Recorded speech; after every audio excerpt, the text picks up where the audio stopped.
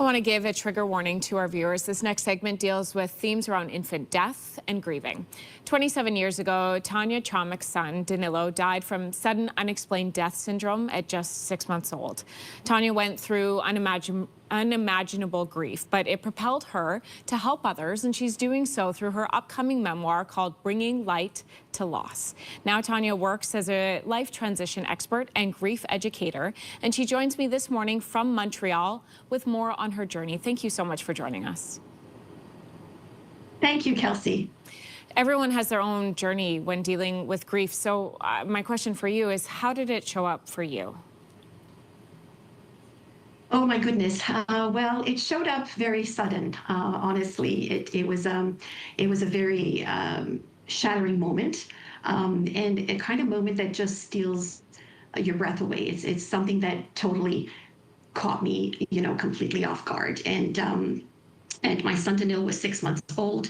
He passed away in his sleep, and it was from a sudden unexplained death syndrome, which is something that normally happens when a child is sleeping, and usually it's associated to a condition, arrhythmia in the heart, and so this is why they call it sudden unexplained, because there is an underlying condition, but it's still something that just catches you completely off guard, and that's what happened. So it shattered my life, and it gave me at least moments where I needed to reflect and needed to heal and needed to feel all those emotions as I continued to carry on with life. Grief timelines vary so much person to person. You'll hear someone say the first year is the hardest, and then someone else will say, no, the second year is the hardest, or you hear the line, with time, things start to feel normal or feel better. And I give air quotes to that because I don't know that there is a normal versus a not normal.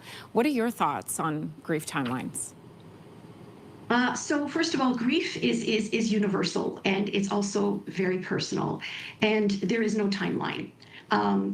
It doesn't follow a timeline. It's not linear. There's all kinds of stages of grief that one is going to go through, and they come back, and it changes over time.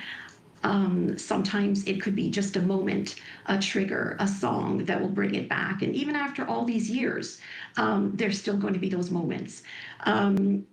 Another thing is that we don't want the person, the loved one, to be forgotten. So hearing their name brings a certain amount of comfort. And so all these things, when you think about the timeline, is that it's endless. Grief doesn't go away. It just transforms into something else. It becomes a little bit more lighter, I'd say, but it also depends with what we do at that time. So time, they say, heals all wounds, but it's what you do at that time and how you continue to carry forward with it. But there's never a timeline for grief, and it doesn't end. The grieving process is so personal, but it also involves the people around us. And I think as a support person, it can feel difficult to know what to say and what not to say. So what advice would you give here? What are common things that we say to grieving people that maybe we shouldn't? Right. So, I mean, we normally start with the typical human response, which is, I'm sorry for your loss. And I know this is a difficult time for you. But phrases like, if you need me, let me know, it kind of leaves the bereaved person with having to respond to that. And chances are they're not going to.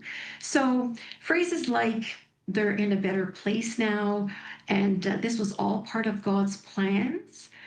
Those are spiritual responses that a person who's bereaving does not want to hear at that time. It's when you're going through that acute grief, those are not things that you want to hear, but in time, you'll appreciate the significance of what they mean. Tania, thank you. Thank you for coming on the show today and sharing your journey with all of us this morning. Thank you very much for having me. Bringing Light to Loss comes out on September 10th. We'll be right back.